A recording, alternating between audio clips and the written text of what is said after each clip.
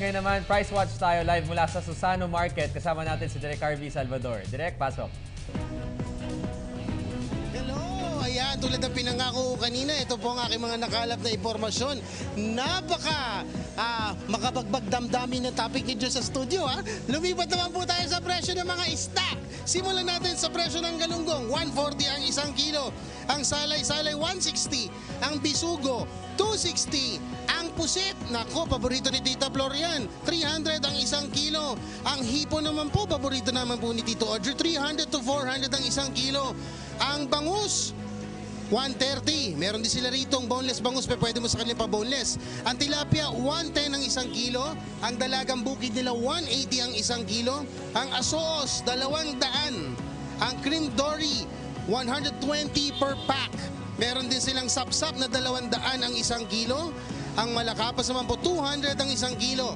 At kung gusto mong mag-inom-inom noong Wednesday, pwede pulutan ng tahong, 80 ang isang kilo.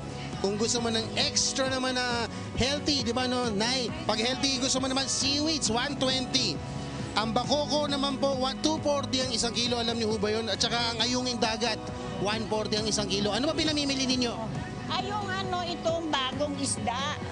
Bago ho ba yan? Ano yan, klaseng isda? Ngayon lang ako nakakita nito. Pampano raw na babae. Pampano na babae. Ano kaya itsura ng lalaki? Ha? May buntot. May buntot ang lalaki, oo nga naman. Kaya nga pala, bakit kayo dito namimili? Kasi mura ho ba rito? Tama lang. At kasi presko dito isda. Fresh? Fresh. Kasing fresh din yun. Oo. Meron ho ba kayong gustong batiin dyan? Ay, binabati ko doon sa ati-ati at sa Kalibo. Mauwi kayo ng Aklan? Hindi nga, walang pamasahe. Ay. Nay, sa inyo ako makikikain mamaya ha? Oh, pwede. Pwede daw. Pwede. Huling katanungan. Oh. 10 nagpunta. Saan nagpuntang alin? Ang ipin nyo.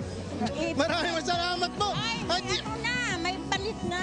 Ay, may balit na. Palit. At yan po ang aking mga nakalap na impormasyon patungo sa kanilang mga pinagbibili mga lamang dagat magmula po dito sa Susano Market. Ay, makita ko sa Kalibo. Nasa TV ka ngayon. Kita-kita ka. Ay, mga kababayan. Oh, sabi mo back to studio. Ha, back to studio.